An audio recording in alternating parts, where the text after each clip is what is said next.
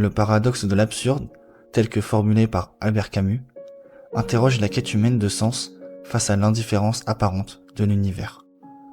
Camus postule que l'absurde naît de la confrontation entre nos désirs innés de comprendre et l'absence de réponse que le monde nous offre. Cette tension crée un malaise existentiel, un vide que l'on cherche désespérément à combler. Mais la question demeure. La vie a-t-elle un sens intrinsèque ou est-il de notre responsabilité de lui en attribuer un? Camus suggère que l'expérience de l'absurde surgit lorsque l'individu prend conscience de la futilité de ses actions quotidiennes. Ce sentiment d'écœurement naît de la répétition monotone des tâches, des rôles sociaux imposés et des attentes culturelles. L'homme, en quête de sens, se heurte au silence déraisonnable du monde, réalisant que ses efforts pour trouver une signification ultime peuvent être vains. Face à cette prise de conscience, deux réactions principales émergent. La première est le suicide philosophique, où l'individu, incapable de supporter l'absurde, se tourne vers des croyances religieuses ou des systèmes de pensée qui promettent un sens transcendant.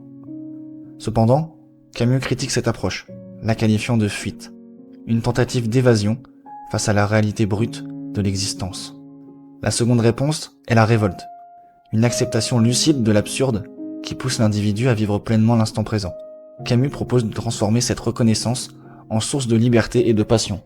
Au lieu de chercher un sens préexistant, il encourage à créer sa propre signification, à travers les expériences vécues, les relations humaines et l'appréciation de la beauté du monde. Ainsi, le paradoxe de l'absurde nous confronte à la dure réalité de notre nature. D'une part, le besoin inné de trouver un sens à notre existence, et d'autre part, la réalité d'un univers qui semble indifférent à nos aspirations. Cette tension nous invite à réfléchir sur la manière dont nous choisissons de vivre face à l'incertitude, sur la valeur que nous attribuons à nos actions et sur la liberté que nous avons de créer notre propre signification dans un monde dénué de réponses définitives.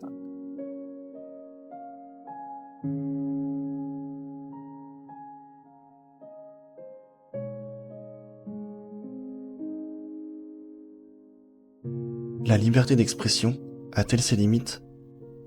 La liberté d'expression est un pilier fondamental de nos sociétés démocratiques, permettant à chacun de partager ses idées, ses opinions et ses croyances. Cependant, cette liberté est absolue, ou existe-t-elle des limites justifiées? Cette question était au cœur de nombreux débats philosophiques et juridiques durant des siècles. La liberté d'expression est généralement perçue comme le droit de communiquer ses pensées sans ingérence. Elle est protégée par divers instruments juridiques tels que l'article 11 de la Déclaration des droits de l'homme et du citoyen de 1789, qui stipule que la libre communication des pensées et des opinions est un droit des plus précieux de l'homme. Ces textes illustrent l'importance accordée à cette liberté dans le développement des sociétés modernes. Même les défenseurs les plus fervents de la liberté d'expression reconnaissent qu'elle n'est pas illimitée. Prenons un exemple. Il est considéré comme inapproprié et dangereux de proférer des menaces de mort ou de diffuser des propos diffamatoires. Ces actes peuvent causer des paniques inutiles, des préjudices personnels ou miner la réputation d'individus sans fondement. Ainsi, la société a mis en place des restrictions pour prévenir de tels abus. Les limites de la liberté d'expression peuvent être regroupées dans plusieurs catégories. La diffamation et l'injure, les discours incitant à la haine et la préservation de l'ordre public. Les philosophes se sont longuement interrogés sur la nécessité de la nature de ces limites. Doit-on censurer certains discours pour protéger la société, ou bien la liberté d'expression doit-elle être totale, même au détriment de l'harmonie sociale? Certains avancent que la censure est incompatible avec les principes démocratiques, arguant que toute restriction à la liberté d'expression est une restreinte à la dignité humaine et à l'autonomie individuelle. D'autres estiment que certaines limites sont essentielles pour prévenir les discours nuisibles et protéger les individus et les groupes vulnérables. L'un des défis majeurs réside dans la définition précise de ces limites. Où tracer la ligne entre ce qui est acceptable et ce qui ne l'est pas? Par exemple, les propos humoristiques ou satiriques qui critiquent les figures politiques peuvent-ils être considérés comme de la diffamation? Jusqu'où peut-on aller dans la critique sans franchir la frontière de l'injure? De plus, avec l'avènement des plateformes numériques et des réseaux sociaux, la diffusion rapide d'informations a complexifié la gestion de la liberté d'expression. Les discours haineux peuvent se propager à une vitesse alarmante, rendant leur régulation d'autant plus ardue. Tandis que cette liberté est essentielle au fonctionnement d'une démocratie, il est également crucial de reconnaître que la liberté d'expression peut avoir des conséquences néfastes si elle est utilisée de manière irresponsable. Et vous, pensez-vous que la liberté d'expression doit avoir ses limites ?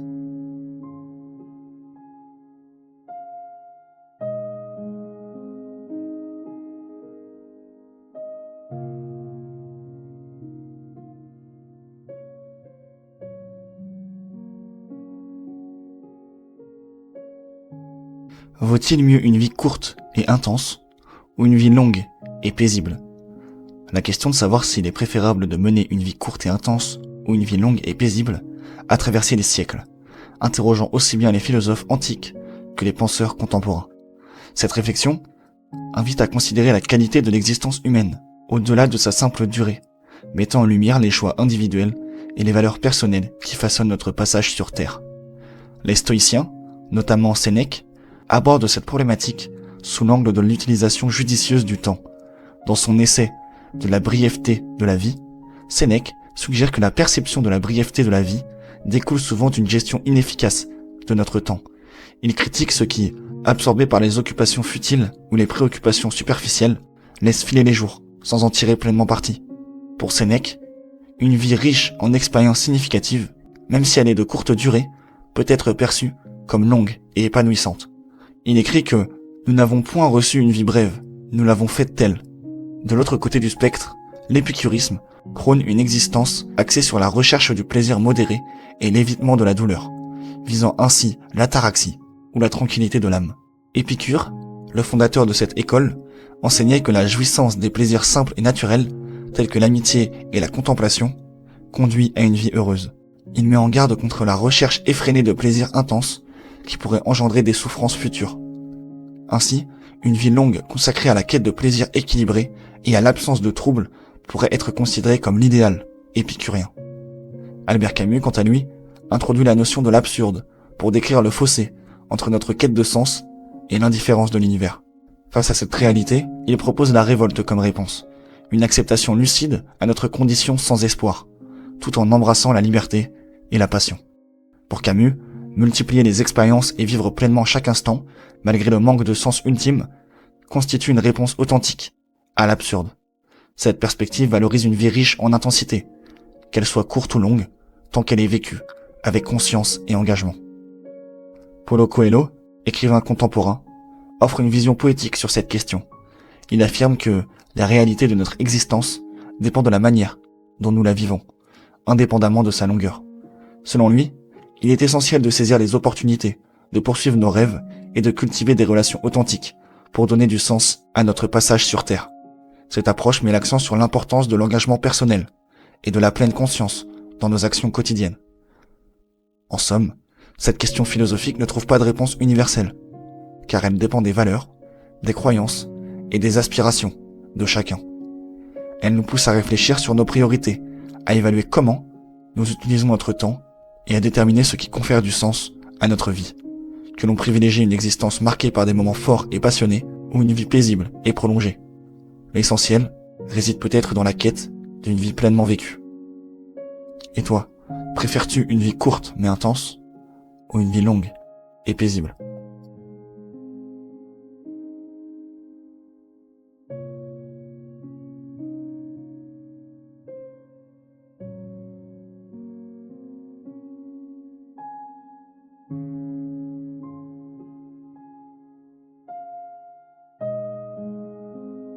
Jusqu'où obéissons-nous à l'autorité ? Stanley Milgram a mené, dans les années 1960, une série d'expériences visant à comprendre les mécanismes sous-adjacents de l'obéissance à l'autorité. Inspiré par les atrocités de la Seconde Guerre mondiale, notamment la Shoah, Milgram cherchait à déterminer jusqu'où l'individu ordinaire pouvait aller sous l'influence d'une figure d'autorité légitime. L'expérience consistait à demander à des participants d'administrer des décharges électriques de plus en plus fortes à une personne qui est en réalité complice à chaque fois qu'elle commettait une erreur lors d'une tâche d'apprentissage. Malgré les cris simulés de douleur et les supplications de la victime, une majorité significative des participants continuait à obéir aux ordres de l'expérimentateur, un scientifique en blouse blanche. Cette expérience met en lumière la capacité des individus à se conformer à des ordres, même lorsqu'ils vont à l'encontre de leurs valeurs morales et personnelles. Milgram a introduit le concept d'état argentique pour décrire le processus psychologique par lequel une personne se considère comme un instrument exécutant à la volonté d'une autorité, déléguant ainsi la responsabilité de ses actions à cette dernière. Cet état réduit la tension morale que pourrait provoquer l'infliction de souffrance à autrui, car l'individu se perçoit comme agissant sous la direction d'une figure d'autorité. L'expérience de Milgram soulève alors des questions profondes sur la nature de l'obéissance et de la responsabilité individuelle. Elle nous invite à réfléchir sur la manière dont les structures sociales et hiérarchiques peuvent influencer le comportement humain, et parfois au détriment de l'éthique personnelle. Comment se fait-il que des personnes apparemment ordinaires puissent commettre des actes qu'elles réprouveraient dans d'autres circonstances? Qu'est-ce qui nous pousse à suivre aveuglément des ordres, même lorsque nous savons qu'ils causent du tort? Ces questions sont d'autant plus pertinentes dans des contextes modernes où l'autorité et la conformité jouent des rôles cruciaux dans divers aspects de la société. Il est essentiel de noter que Milgram ne cherchait pas à accuser les individus ayant participé à l'expérience, mais plutôt à comprendre les conditions qui favorisent l'obéissance aveugle. Il mettait en garde contre les dangers potentiels d'une soumission non critique à l'autorité, suggérant que, dans certaines situations, n'importe lequel d'entre nous pourrait être amené à commettre des actes contraires à nos principes moraux, tout cela sous l'influence d'une figure d'autorité perçue comme légitime. En somme, l'expérience de Milgram sert de miroir reflétant les aspects sombres de la nature humaine, et nous incitant à examiner de manière critique nos propres comportements ainsi que les structures d'autorité auxquelles nous nous sommes soumis. Elle nous pousse à interroger les mécanismes psychologiques qui sous-entendent l'obéissance et à considérer les implications éthiques de nos actions dans des contextes d'autorité. Et toi, jusqu'où irais-tu pour obéir à l'autorité ?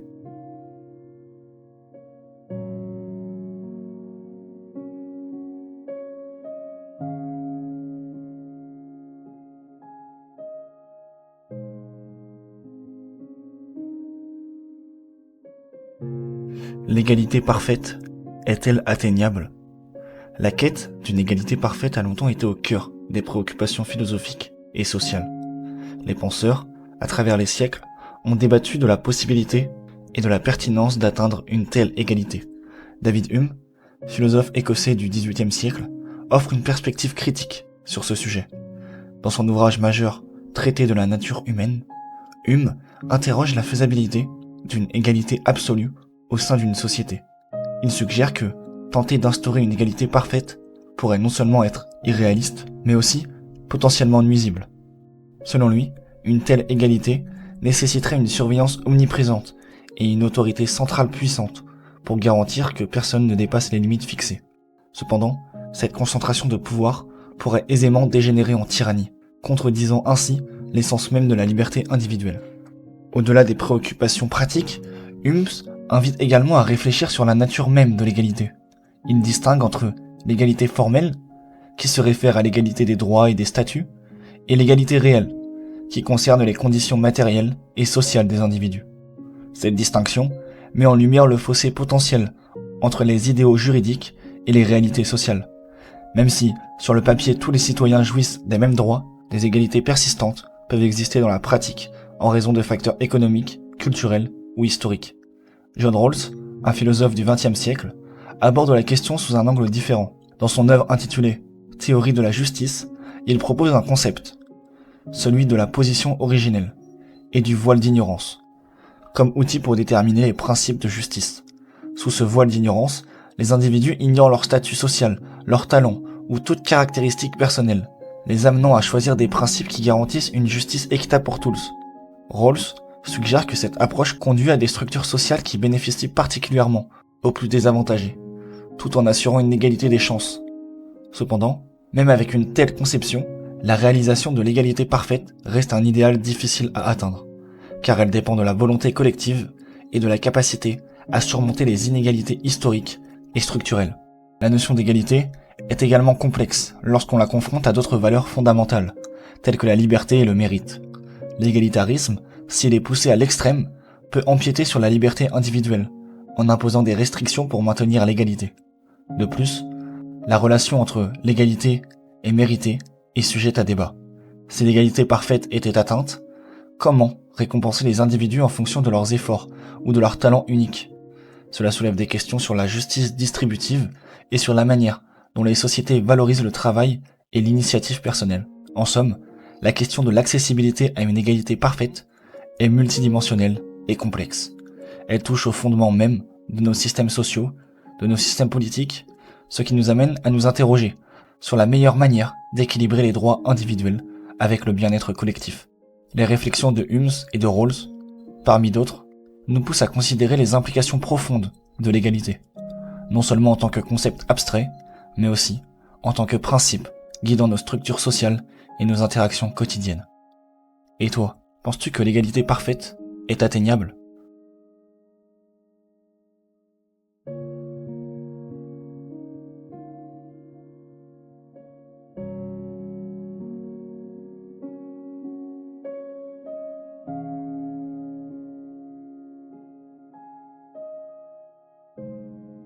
L'argent fait-il le bonheur ? La question de savoir si l'argent fait le bonheur est aussi ancienne que la réflexion philosophique elle-même. De nombreux penseurs ont exploré cette relation complexe entre richesse matérielle et bien-être émotionnel, chacun apportant une perspective unique. Dans la société contemporaine, l'argent est souvent perçu comme un moyen d'accéder à divers plaisirs et commodités. Il permet de satisfaire des besoins fondamentaux tels que se loger, se nourrir et se vêtir, mais aussi profiter de loisirs et d'expériences enrichissantes. Cette capacité à améliorer le quotidien conduit certains à associer directement l'argent au bonheur. Des études récentes montrent que 52% des Français estiment que l'argent contribue au bonheur, un chiffre qui atteint 66% chez les jeunes de la génération Z. Cependant, cette vision utilitaire de l'argent est nuancée par d'autres perspectives philosophiques. Certains courants de pensée suggèrent que la quête incessante de richesse peut mener à une insatisfaction chronique. L'économiste Richard Esterling a mis en évidence le paradoxe d'Esterling, selon lequel, au-delà d'un certain niveau de confort matériel, l'augmentation du revenu n'est pas corrélée à une augmentation significative du bonheur. Cette observation invite à réfléchir sur la nature de nos désirs et sur la possibilité que l'accumulation de biens matériels ne soit qu'une réponse superficielle à des besoins émotionnels et spirituels. Par ailleurs, des penseurs comme Clive Hamilton, dans son ouvrage Growth Fetish, critiquent la société de consommation, soulignant que la poursuite incessante de la croissance économique et de la richesse peut avoir des effets néfastes et délétères sur l'environnement, la démocratie et le bien-être général. Selon cette perspective, l'argent, loin d'être une fin en soi, devrait être considéré comme un moyen au service d'une vie épanouie et durable. De plus, des recherches en psychologie suggèrent que si l'argent peut apporter une certaine sérénité en réduisant les préoccupations liées à la sécurité financière, il n'est pas garant d'une satisfaction durable. Les relations interpersonnelles, le sentiment d'accomplissement et l'engagement dans les activités significatives sont souvent cités comme des facteurs contribuant davantage au bonheur que la seule possession de biens matériels. Enfin, il est essentiel de considérer la dimension sociale de l'argent. Dans certaines cultures et sociétés, la richesse est associée au statut social, ce qui peut influencer la perception que l'on a du bonheur. Cependant, cette corrélation n'est pas universelle et varie en fonction des valeurs culturelles et individuelles. En somme, la relation entre argent et bonheur est complexe et multifacette. Si l'argent peut faciliter l'accès à des ressources et des expériences susceptibles d'améliorer le bien-être, il n'est pas en soi une garantie de bonheur. Cette réflexion invite chacun à examiner ses propres valeurs, ses priorités et ses aspirations, et à considérer comment l'argent peut servir de levier pour atteindre un épanouissement authentique et durable. Et toi, penses-tu que l'argent fait le bonheur ?